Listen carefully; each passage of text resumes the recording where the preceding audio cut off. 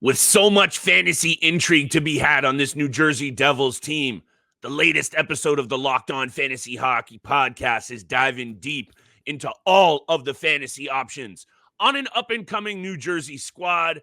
Thank you so much for joining us. Our NHL-wide breakdown of every single squad continues on today's show. Let's get this paper.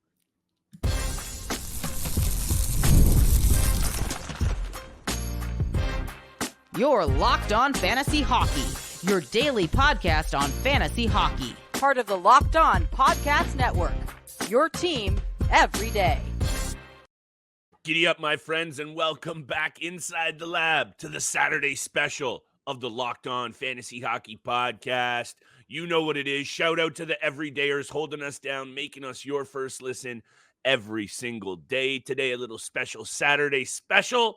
We got a lot to talk about, Steele, and I'm hyped to dive into this New Jersey Devils squad. Today's episode is brought to you by our friends at FanDuel Sportsbook. Make every moment more. The summer is heating up, and all summer long, FanDuel is hooking up customers with a boost or bonus daily. That's right. There's something for everyone every day, all summer long. Visit FanDuel.com to get started. Look, Steele, these top five lists, for the most part, we've been on par. Some teams, yesterday's episode, the Edmonton Oilers, clear-cut top five. Lots of intriguing options. Lots of intrigue on this New Jersey Devils team, but this top five, I'll speak for myself. I'll let you do that as well, obviously. A little bit tricky. Lots of really talented pieces. The down year last year, a new coach, lots of new faces in the locker room. I'm saying I'm really excited, but I'm apprehensive about how I place this list because Jack Hughes has injury woes. Dougie Hamilton didn't play much last year. All of these guys I got my eyes on as I think going to have a really big season, especially with Markstrom now in that cage. Hit me with your take on what you're looking at. We'll dive into the list. Let's dive into their off-season additions. Tommy Fitzgerald off the top rope. And I got this take for you because looking at this Eastern Conference, Steele, Florida, Tampa, Boston, Rangers, even Hurricanes. There are going to be a lot of teams, good teams too, improved ones, Washington and otherwise, left on the outside looking in. Yeah, and I think in the same vein, we go back to the Ottawa Senators and what was their undoing as well. It was in the crease. They were rotating through five goaltenders: Vitek Vanacek, Nico Dawes, Jake Allen, Akira Schmid. All those goaltenders were playing very, very poorly, all below 900 save percentage with an above 3.10. None of those guys are average, number ones either. And they're not number one. So they get their number one in Jacob Markstrom. We're probably going to talk about him later in this episode. But I think the clear cut, right off the top is obviously Jack Hughes. And there's really no conversation about it because everyone knows Jack Hughes is the top dog in New Jersey. But the question for me really depends on where you draft him. I think we all know he's the number one off the board for the Devils. But where do you draft Jack Hughes, who has continuously shown us that he can't stay healthy? And he's such a talented player because still, when he gets 74 points in a 62-game season, the year prior was the healthiest he's ever been. He had 99 points in 78 games.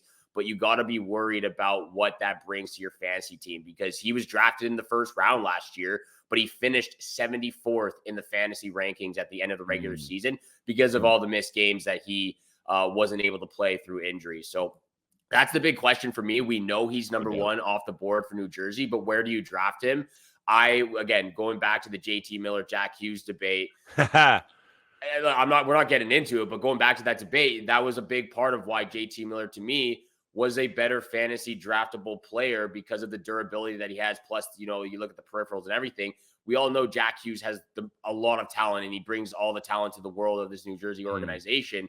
But where do you draft him? I think he's a second round pick because of the injury concern that he brings to and it hurts his fantasy value. So he's number one on the list, but for me, the question is, where do you draft him? I think he's a, mid-second round, late second round draft pick right now because of those injury concerns. When you bring in Markstrom, they bring in Dylan and Pesce on the back end. And I know Dylan and Pesce aren't exactly fantasy guys we're going to talk about on today's episode, but you combine those two guys with Siegenthaler, a healthy Dougie Hamilton, Luke Hughes, and Simon Nemec. I think this blue line steal combined with Markstrom is going to allow this forward group to flourish. They are now looking at one of the more balanced, at least on paper, blue lines in the Eastern Conference. And yeah, I know Simon Nemec is young, so is Luke Hughes. Question marks for Dougie Hamilton. Me personally, I think what they have cooking on the back end now, and by the way, Pesce is 6'3", Dylan is 6'4". They're big boys back there as well. That's going to free up some space for the likes of Jack Hughes and otherwise up front Jesper Bratt. So for me, I agree with you in terms of the draftability. I'm just going to go into this season thinking we're going to get the Jack Hughes of the 78 games, almost 100 points. That's where I'm looking at Jack Hughes. I think it's like how you have to look at it as well. Like you obviously can't be too afraid of drafting this player because of what it brings fantasy wise. But I mean, there's still in the back of your mind, it's still there. Of course, you got to worry about it, but you can't look at it. You can't look at it on that the entire way. The offensive upside is what I guess myself personally, I'm willing to risk the injury factor that does clearly come along with this player. Look, maybe it's an intangible, but it looks like he's one of those guys that if you're just sitting at the bar talking about hockey, let's leave the analysis and the statistics aside.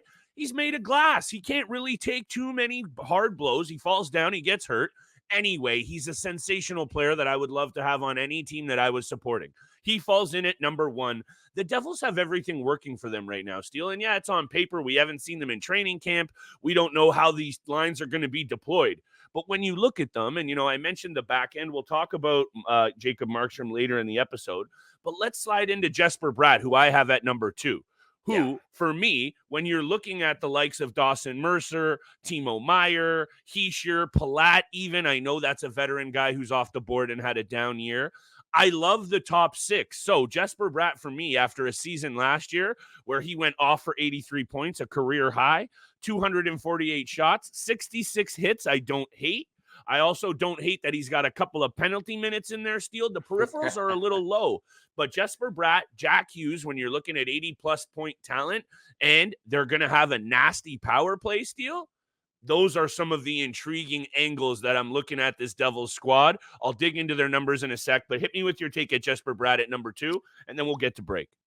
Bratt has blossomed like a beautiful flower in springtime. I mean, this is absolutely incredible watching the development of Jesper Bratt in the New Jersey Devils organization. 4 straight seasons to start off his career in the NHL with 30-plus points, and then just pops off for a career-high 73 points in the 2021 season. Yeah, 25 years old, soon to be 26. He's just getting into his prime, but goes from 4 straight seasons of 30-plus points to back-to-back 73-point seasons, and then getting a career high of 83 this past year. Back-to-back seasons playing the full 82 regular season as well. You got to love that. So the durability is there for this player. He's another playmaker who can set up Nico Hischier, who can set up Timo Meier, who can set up Jack Hughes and do all the likes of what Jack Hughes can do, maybe just a little bit less of a skill-based player for Jesper Bratt. But the peripherals, 248 shots last year. The hits get up to 66, 33 blocks. Again, that's not their game style. You're not going to see hits. You're not going to see blocks. You're not going to see that, but you get the offensive production. You get the power play time. You get the power play points. You get the shots on net. That still adds up. Jesper Bratt was one of those players who you probably drafted him a little bit lower than what he ended up being at the end of the regular season. I believe he finished in the top 35 fantasy ranking for fantasy points last year. So Jesper Bratt, again, just another guy who has that skill and has developed very well since coming into the NHL. And we're now seeing that evolution of his game at this point in his career. And you just said it. He's only 25, soon to be 26. He's just getting into his prime. He's not even in his prime right now. And he gets a career high 83 points with missing Jack Hughes for 20 games this past season. So I'm loving Jesper Bratt. He brings a ton to the table offensively. Again, the peripheral stats are still to be desired, but you got to love what he brings to the table for this New Jersey club. Sheldon Keefe falls into a team here, Steele, with all the tools, in my opinion, to make noise in the playoffs. Why not? A question mark has to be, what will Jacob Markstrom do? Let's talk about that after the break. Dougie Hamilton's back in the fold. Very fantasy relevant. D-men that put up 70-plus points, Steele. We're paying attention. lots more to talk about. I got 2 breakout candidates as well, Steele. The needle is definitely starting to point back in the right direction for a Devils team that only 2 years ago was making noise in the postseason. So let's see what they can do this year. Today's episode, my friends, is brought to you by our friends at Indeed. If you need to hire, you need Indeed. Indeed is your matching and hiring platform with over 350 million global monthly visitors, according to Indeed data, and a matching engine that helps you find quality candidates fast. Indeed doesn't help you hire faster. 93% of employers agree. Indeed also delivers the highest quality matches compared to any other job site. Listeners right now to our show get a $75 sponsored job credit to get your job more visibility at Indeed.com/lockedon. Just head over to Indeed.com/lockedon right now and tell them you should support the show and you heard about it right here on our pod. Indeed.com/lockedon. Terms and conditions apply. You need to hire? You need Indeed. And thank you so much for making the Locked On Fantasy Hockey Podcast your first listen every single day. Continue to hit the subscribe button, the follow button, leave a 5-star review. We appreciate all that love and support you show us Monday through Friday, 7 o'clock in the morning. Make sure you also go check out the Locked On Sports Today YouTube channel. You can find them, again, on the free Amazon Fire TV channel app, part of the Locked On Podcast Network, your team every single day. The team we discuss on today's Saturday special, the New Jersey Devils, new head coach Sheldon Keefe, some new additions to the team, Jacob Markstrom, who will be cracking the top 5 for me. I know he's probably in the top 5 for you, but in the number 3 position, I think this is where it can be very interesting and we can have a really good conversation because 1 and 2 was very easy. It was Jack Hughes and Jesper Bratt. 3, 4, and 5, you get Dougie Hamilton back in the mix. You bring in Jacob Markstrom, who I think is going to have tons of fantasy value in the goaltender market. Me too. But you also got your captain, Nico Hischier. That's where I want to go with this is I want to go with Nico Hischier at number 3. Okay. Again, some injury concern throughout his NHL career so far, but 67 points in 71 games for the captain, 44 hits, 42 blocks. It's whatever, 182 shots. I want to go with Nico Hischier because he did have that 80-point season the year prior to this one, where he did almost play a full 82-game season. Smart he missed player. 1 game, and he's a very smart player. Yeah. He's been in the Selke conversation. He was in the Selke conversation 2 years ago when he had that career-high 80-point season. So that's where I see Nico Hischier going again because, like you said, they bring in Brendan Dillon, they bring in Brett Pesce. It frees up some space in the offensive mindset for this team, especially in the top 6 forward group. And if he can stay healthy alongside Jack Hughes, I think, the world is his oyster at this point. I really do think that he can really step out as that captain, as that leader and take control. We know Jack Hughes is going to be the point leader moving forward. He just has that skill base to set up and the goal scoring ability. But Nico Hischier, like you said, is a very, very smart player. If he stays healthy, 75 points is definitely in the realm of where I can see him landing this next season because the New Jersey Devils are going to get theirs. They're going to score tons of goals. Yes, they are. It was a down year, but the year prior they were top 5, I believe, in goals for in the National Hockey League. So I'm going back to that 80-point season, maybe not 80 points, but 75 points, 70 plus points for sure. I'm predicting 75 for Nico Hischier. If he stays healthy, Jesper Bratt, Jack Hughes, Timo Meier in the mix as well. I love it. Nico Hischier comes in at number 3 for me. If you think you are agreeing with my angle of train of thought here, just in general, which I think you are, in terms of what that back end is going to mean for offensive production, which I alluded to in the first segment. And last year was a down year for this team, which it was. But in terms of offense, they still just finished just outside of the top 10. I know that was still probably a big impact on how they performed in the standings, considering how much they were up that list the year before. However, looking at Nico Hischier and the ability that he's going to have to dish the puck around to some really good pieces in that top 6 on the top power play, I had this list switched around twice, Steele, but I got Nico Hischier at number 3 as well, so I'm feeling this take because I expect big things from this team. It's hard for me at this point in the summer to predict where exactly they fall in the standings. You and I will do that much closer to the fall. However, I agree with you, and I think this New Jersey Devils team is going to be very much for real. Nico Hischier is one of those players, too, if you are in a league that has face-off percentages or face-off wins, He's a face-off darling, and I love his all-around hockey IQ. Maybe that doesn't always translate into fantasy value, but I think with this player and all the talent around him, it actually might. So he falls in at number 3, Steele. And look, Sheldon Keefe, I mentioned it, right? I alluded to him coming into a really good situation. I think he is done. If you want to say what you will about Sheldon Keefe, I actually appreciated the way that he dealt with his young stars, especially in the last season to maybe season and a half, about really holding them accountable in the media, with their ice time, with their deployment. Obviously, when you pay that much money to Matthews, Marner, and Nylander, that might be a little bit tricky. However, he has a number of really good young pieces in New Jersey, and we'll talk about a guy on the back end that I think is poised to break out in a very big way. I think you know who I'm talking about.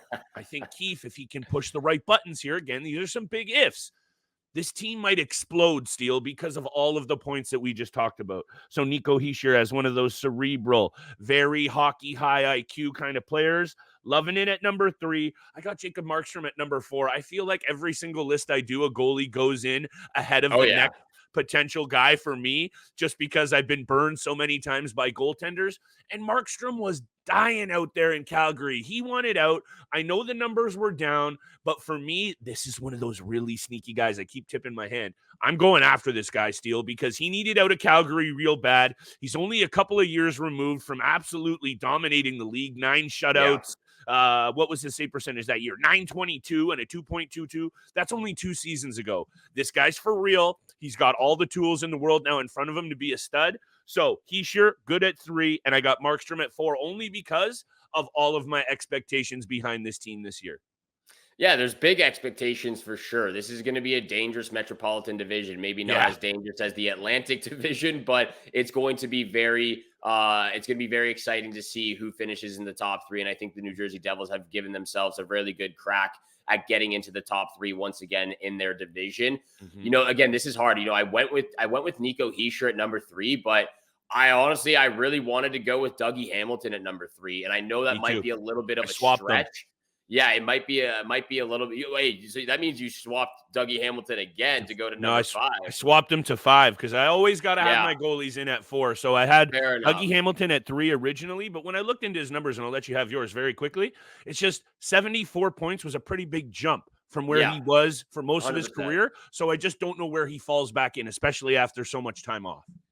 Yeah, exactly. And, you know, that's exactly why I have Nico Hischier 3, even though I want Dougie Hamilton at 3 in that 3 position off the board for the New Jersey Devils. I'll get to that point after the break, and we'll finish up with Jacob Markstrom and some poised players to take off. I know I can see the graphic right here. Another blue liner who has that Hughes name. So we'll get to that and much more after the break. But first, this episode is also brought to you by FanDuel. We absolutely love sports on this podcast. I love them so much. I never want them to stop. But as the NBA playoffs and NHL playoffs are now over, we get fewer games to watch. Not really into baseball as much. I'll tune in every once in a while, but the sports just aren't sportsing like I want them to anymore. But FanDuel lets me keep the sports going whenever I want. All I have to do is open the app and dream up bets anytime I'm in the mood. And this summer, FanDuel is hooking up all the customers with a boost or a bonus daily. That's right. There's something for everyone every day, all summer long. So head over to FanDuel.com/lockedon and start making the most out of your summer. FanDuel, official sports betting partner of Major League Baseball.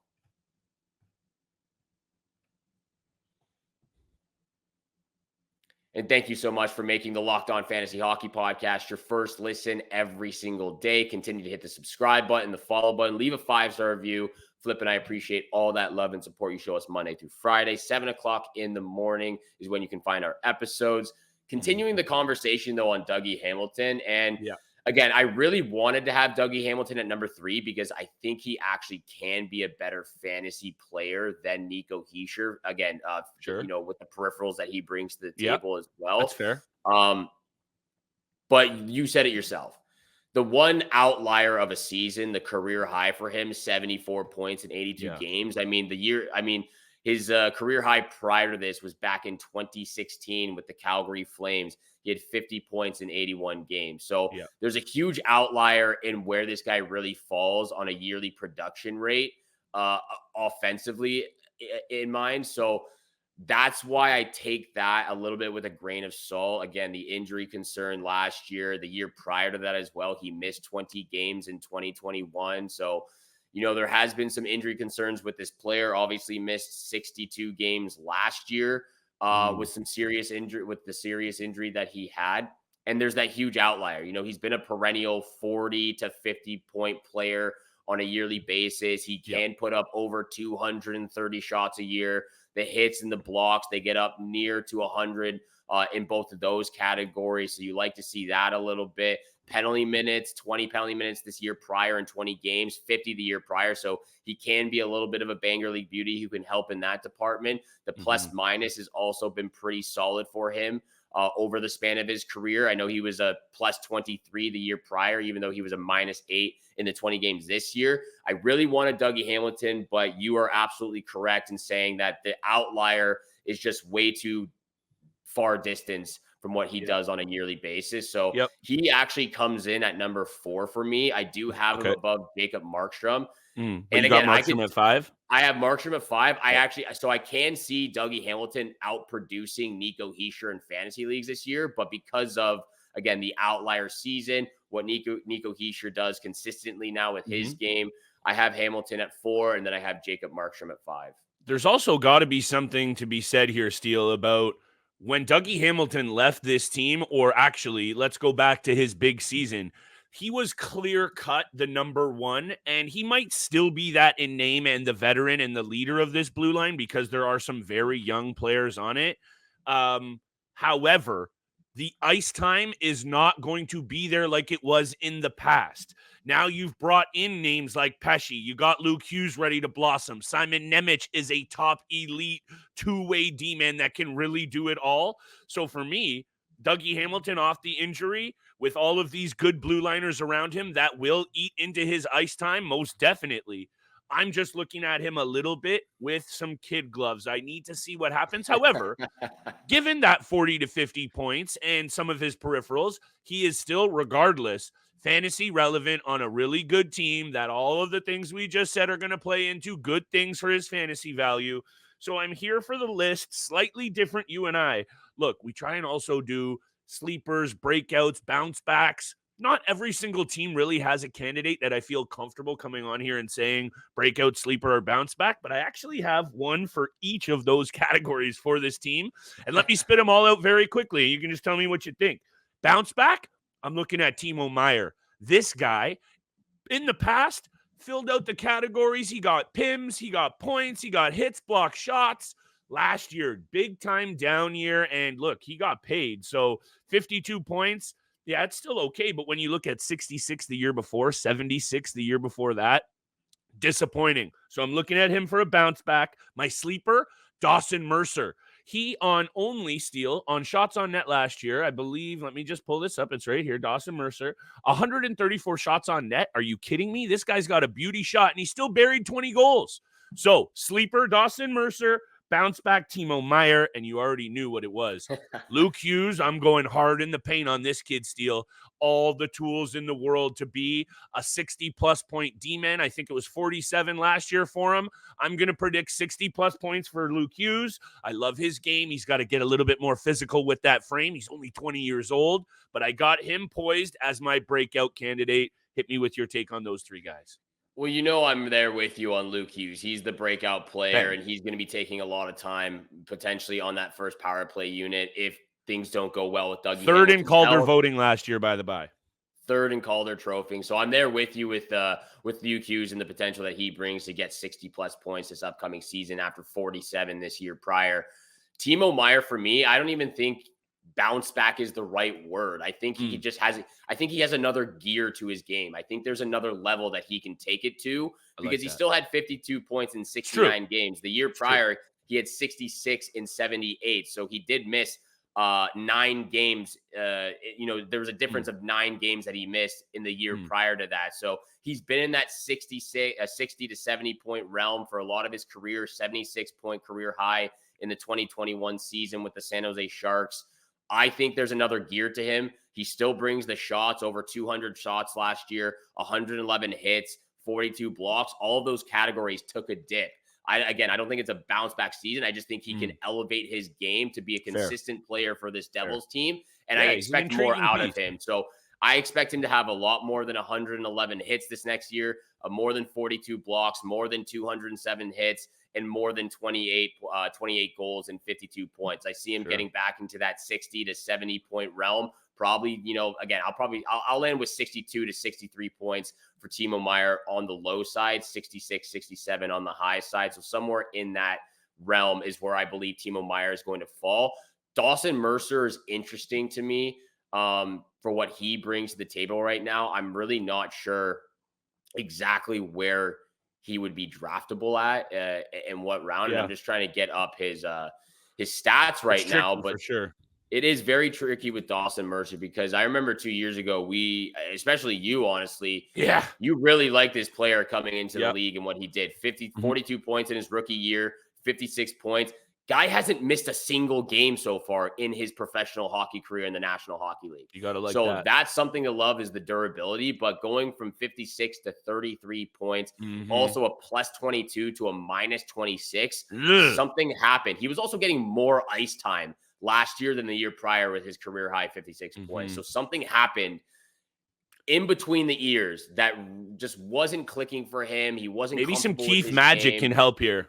Maybe Keefe magic, like you said, the way Keefe has dealt with the young superstars with the Toronto Maple Leafs, he can bring that over to the New Jersey Devils in a very less, intense market in New Jersey. So there's lots good point, about Steele. that. Good point. Dawson Mercer can have a bounce back season. He would be a bounce back candidate, not Timo Meier, in my opinion. But Dawson Mercer, if he can get those numbers back up to that 55, 50, 56 point realm of where he was 2 years ago, he's definitely a draftable player. But I wouldn't be taking Dawson Mercer. Yeah, I wouldn't be taking Dawson Mercer until like the 17th or 18th round right now. It would have to be perhaps I'm looking at him as like my last forward, or you're filling in your bench. You don't want to perhaps go with some of those older established names. You know me stealing my drafts.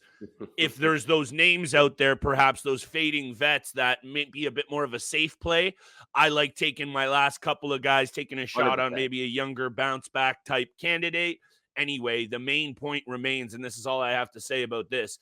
They also lost Tyler Toffoli up front. I know his game is what it is. 26 goals, though, and depth scoring is going to be, in my opinion, when you look at that bottom six, it ain't very pretty. So Thomas Tatar, Eric Haula, Stefan Noesen, Nathan Bastian, Paul Carter, Curtis Lazar. In terms of offense, Steele, that's a lot of pressure on a lot of young pieces. And in Keefe, a guy who hasn't been able to get it done. So on paper, it's looking roses, it's looking pretty, sunshine and rainbows, but you got to hit the ice and you got to get it done in between the boards, and we'll see if they can do that, Steele. They finished 7th in the Metro. They're going to have to be a whole lot better and go through teams like the Rangers, the Hurricanes, maybe a couple of sleepers in the Caps, the Islanders. Yeah. It's going to be a bloodbath, and I can't wait to break it all down with you. Can't wait for the rest of this breakdown of top 5 fantasy targets on every single team in the NHL. We're going to continue that all summer long, but thank you so much for making the Locked On Fantasy Hockey Podcast your first listen and tuning in to this Saturday special with Flip and I. Make sure you also go check out the Locked On Sports Today YouTube channel. You can also find them on the free Amazon Fire TV channel app. They are here for you 24/7, covering the top and brightest sports stories of the day with local experts of Locked On, plus the national shows covering every single league. Once again, thank you so much for tuning in for today's episode with Flip and I. Have a great day out there. Good luck with all your summer bets, and we shall see you back here again on Monday.